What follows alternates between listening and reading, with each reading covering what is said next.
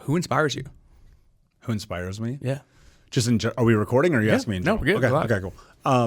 Because I just wanted to make sure I create a lot of context if I'm going to answer. I think about so much of the journey of life and the things that lead us to where we are. And the only way that you can get to where you are is by recognizing one inherent truth, that we are having a human experience.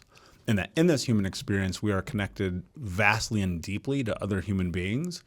And so I'm inspired by a lot of different people. And it used to be like if you were to ask someone who I was as like a teenager or in my early 20s, they'd be like, dude, you are the most stubborn, arrogant asshole on planet Earth. You never take anyone's advice. You don't listen to anybody who's trying to help you. And that would be entirely true. That would be completely factual, top to bottom. And what I realized and what I discovered about not only myself, but this journey in healing and becoming the person I've been able to become, it's only been through other people.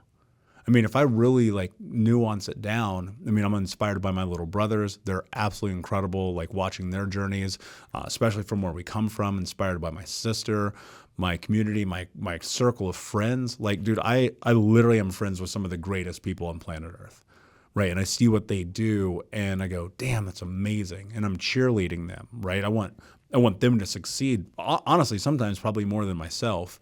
And then, of course, I look at my mentors, people who have spoken deeply into my life over the years.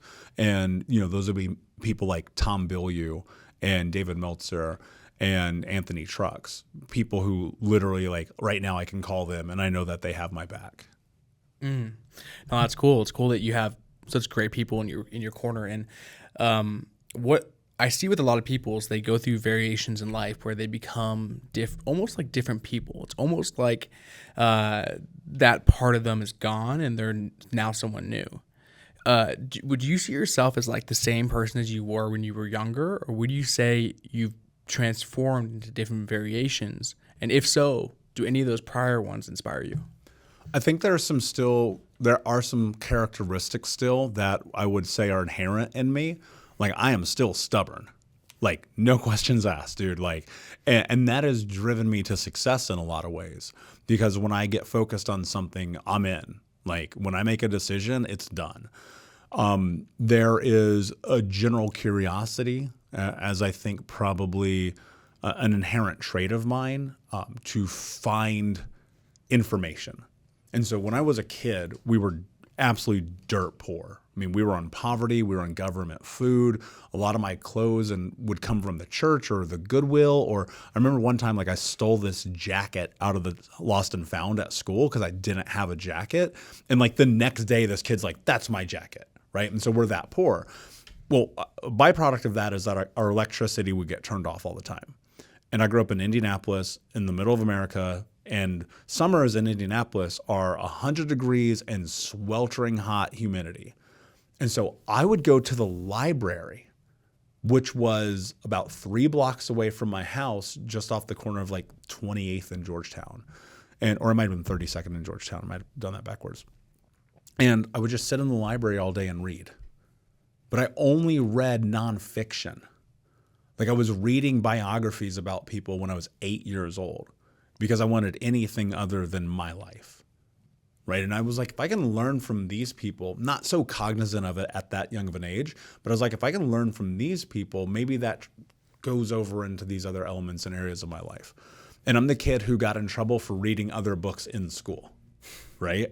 I mean, I read Hamlet when I was 11. It was just like, I want to know. I'm curious, like, what's in here? And so I think my stubbornness and my curiosity are things that I've always had that I'm trying to not only further understand, but allow to leverage as points that elevate me continually into what's next in my life. And so those are a couple of traits that I would never trade. But dude, I've got traits that I'm like, I never want to see out of myself again, right? Just evil, dark, that like now I think about it, I'm so far removed from it, like it's almost another lifetime ago. When I wrote my first book a few years ago, I wrote a line that says, I took the old Michael behind the shed and I killed him. That was that darkness, that hateful energy, that conniving, that controlling, that let me bend the world to me or burn it down in the process. And so, I think like any of us, we have our light and our dark.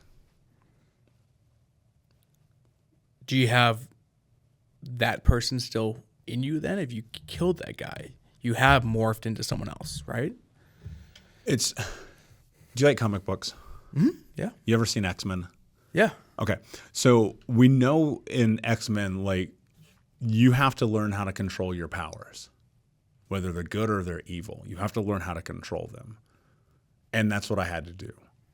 And so that part of me that's full of anger and angst and wants to burn the world down. Because, dude, look, the reality is at 4 years old, my mother, who was a drug addict and alcoholic, cut off my right index finger. I mean, you can see here multiple skin grafts, surgeries, the whole nine. That's jump off, dude. Imagine that amount of hate and vitriol in you from 4 years old. Stepdad, super abusive, kicked the shit out of my brothers and I. He's my size. I'm 6'4", 220. I'm a linebacker. Imagine beating up a 7-year-old, right? And so now we add that to the equation.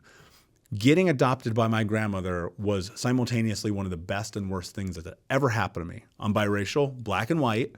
She's an old racist white lady from a town in Tennessee you never heard of, right? So insert identity crisis. Not to mention all the bullying, all the times I was homeless, living with over 30 different families between 8 to 12. Dude, I hated the world. Like, that's not even an overstatement. Like, if I could have burned everything down, I would have. And so I had to learn a lot of different things about who I am. And part of it was, what do you do with anger? What do you do with pain and suffering and hurt and shame and guilt? How do you take judgment, something that is bestowed upon you from other people, and leverage it to go and create something beautiful in the world, right? So it's this series of learning and understanding who I am at depth. And so because I know who I am, the greatest thing, Tom Bill, you ever taught me was know thyself. I'm sure he probably learned that from the Stoics and on, right? But he and I were having a conversation one day, and I was saying, I want to change the world. And he was like, well, how the fuck are you going to do that? And I was like, these are the ways. He goes, good, now go deeper. And we got in deeper, and he goes, one of the things that you need to know is, like, if you want to live a fulfilling life, you need to know exactly who you are. So I know those parts are in me, man. I will never hide from that. But I've learned how to put that energy into something else, whether it be martial arts or the podcast or writing books or coaching people. It's like at any given moment, that part can take me over. And it's just like the X-Men. I've learned how to control that superpower.